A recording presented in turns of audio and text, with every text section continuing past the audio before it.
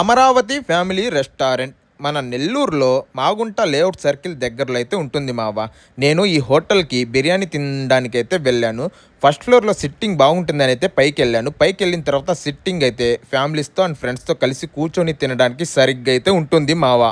నా టేబుల్ దగ్గరికి వెళ్ళి కూర్చోగానే వాళ్ళైతే మెనూ కార్డ్ నా ముందైతే ఉంచారు. నేను దాన్ని అటు ఇటు తిప్పి ఆర్డర్ చేసే లోపు ఒక బౌల్లో చిప్స్ అయితే తీసుకుని వచ్చి పెట్టారు టేస్ట్ చేయమని. టేస్ట్ చేసిన తర్వాత నాకు నచ్చిన చికెన్ ఫ్రై పీస్ బిర్యానీ 2 అయితే ఆర్డర్ చేశాను. ఎందుకంటే మా బామర్ది కూడా నాతో పాటు వచ్చాడు కాబట్టి సరే అని క్వాంటిటీ మాత్రం వాళ్ళు చాలా ఎక్కువ ఇస్తున్నారు అని చెప్పాలి. దాంతోపాటు క్వాలిటీ అయితే అస్సలు తగ్గట్లేదు అమరావతి రెస్టారెంట్ భయ్యా వాళ్ళైతే.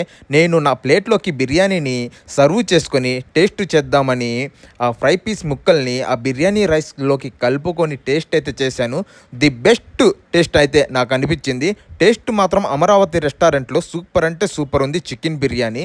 మీరు కూడా ఒకసారి వెళ్ళిన తర్వాత తప్పకుండా అయితే ఈ బిర్యానీని ట్రై అయితే చేయండి. వాళ్ళు బిర్యానీలోకి చికెన్ షేర్వాతో పాటు అలాగే పెరుగు రైతా కూడా ప్రొవైడ్ చేస్తున్నారు.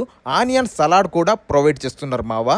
దాంతోపాటు నేను నాకు నచ్చిన చేపల పులుసు స్పెషల్గా తెప్పించుకున్నాను.